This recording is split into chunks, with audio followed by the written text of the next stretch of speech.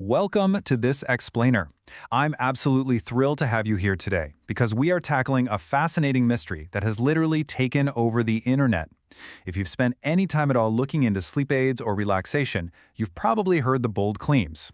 People confidently stating that ASMR puts you in a theta state or that it magically unlocks alpha brainwaves. It sounds incredibly scientific, right? But here's the secret. Those phrases, they're almost always used by people who have never actually looked at a single EEG study. So today, we're going to look at the real science. We're going to decode exactly what ASMR does to your brain. Okay, let's dive into this. The absolute biggest question we need to answer is this. Does ASMR actually unlock magical theta brainwaves? It's the most common rumor out there, right? That ASMR is just the simple switch that flips your brain into a sleepy, mystical theta state. But, when scientists actually wire people up, record their brains, and look at the hard data, the story they uncover is so much stranger. And frankly, it's far more interesting than a simple on and off switch. It's a blend. It doesn't perfectly match sleep, it doesn't fully match meditation, and it completely defies tidy labels. Section 1. Decoding the brainwave ladder. To truly understand this whole ASMR mystery, we first need to establish some baseline science. You see, your brain runs on electricity, creating waves that scientists can measure by speed or frequency. Think of these brainwaves like a ladder. We're starting from wide awake at the top and climbing all the way down into deep sleep at the bottom. Up at the top, we have beta waves. That's anything above 13 hertz. This is your brain right now, hopefully, alert, thinking, totally focused. Step down a rung and we hit alpha, between 8 and 12 hertz. This is relaxed wakefulness. You're calm, maybe your eyes are closed, but you aren't straining. Step down again to theta, 4 to 8 hertz. This is where you get drowsy, drifting towards sleep, or maybe entering a deep meditative state. And finally, right at the very bottom, under 4 hertz, is delta, deep, dreamless sleep. Now, the popular internet myth claims that ASMR just walks you neatly down this ladder straight into theta. But let's see what happens in a real lab. Section 2. The real EEG data. Get ready for a bit of a plot twist here. Now, what's really interesting about this slide is the actual undeniable EEG data. And guys, this is where the plot totally twists. What actually happens when scientists wire people up and hit play on an ASMR track? Well, in 2024, researchers at Shiraz University of Medical Sciences ran a controlled study, and the results completely shatter the conventional wisdom. Literally, 3 distinct things happened simultaneously. First, delta power, that deep sleep frequency, actually declined across the whole brain. Second, alpha activity, the relaxed state, increased in the back of the head. And third, beta oscillations, the alert, engaged state, increased in the left frontotemporal region. Just sit with how surprising that is for a second.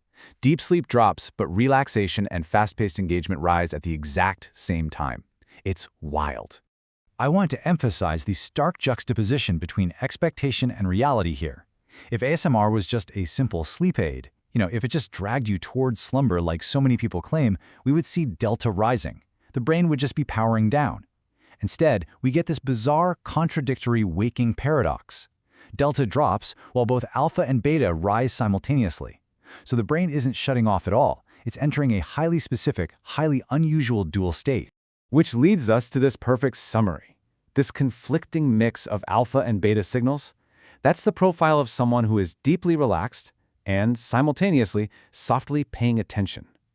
Your brain is calmed by the gentle sounds, hence the alpha waves, but a little pocket of your mind remains cognitively sharpened and engaged with the trigger, which keeps those alert beta waves online. It's like a beautiful neurological balancing act.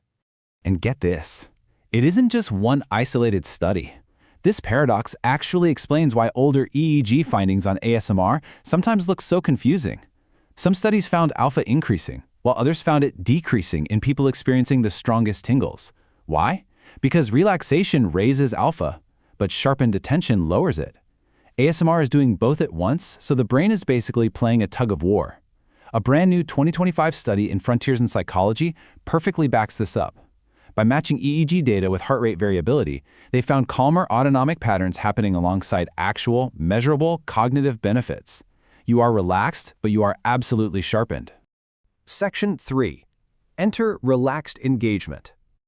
So the crucial point is defining this true state of ASMR. We have this unique neurological cocktail, It's not sleep, and it's not pure focus. We call this hybrid state relaxed engagement. It's a distinctive brain signature, a state of absorbed, effortless focus where you are completely relaxed yet completely attentive at once. Interestingly enough, the very first major ASMR survey study back in 2015 by Barrett and Davis, they intuitively described ASMR as a flow-like state. And now nearly a decade later, the hard EEG data proves they hit the nail on the head. It is literally a flow state for relaxation. But I know exactly what you might be thinking. Wait, where does theta come in? Did the internet just make that up entirely? Well, not entirely. A 2019 study from Korea University found that if you combine ASMR with a 6 Hz theta binaural beat, it significantly increases theta power. And a 2025 study in Frontiers in Human Neuroscience showed that ASMR can modulate the brain to recover from mental fatigue, using theta as a key marker. But here is the bottom line. ASMR doesn't just force you into theta by default.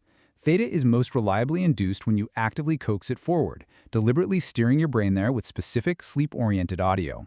Section 4. Using ASMR for your goals. Let's move to and see how this builds into something highly practical for you. Because ASMR touches multiple brainwave bands, you can consciously build a toolkit to hack your own relaxation tonight. Step 1. Decide your goal before you press play. Do you want calm focus or do you want sleep? Step 2. If you want calm, alpha-rich focus, choose crisp, attentive triggers. Think rhythmic tapping, personal attention, or clear whispering. This feeds that engaged beta thread. Step 3. If you actually want sleep, you need to push toward theta. Choose the slowest, softest, lowest content audio you can find, and pair it with a 4 to 7 Hz binaural beat through your headphones. And finally, step 4. Trust your feeling. Look, you don't need an expensive EEG headband at home. Your subjective feeling of relaxation and focus is the absolute truest readout of your brain's state. And this brilliantly illustrates the true magic of ASMR. It's not one state, it's a blend. It is relaxed engagement, a flow-like corner of the brain that very few other human experiences can reach so gently.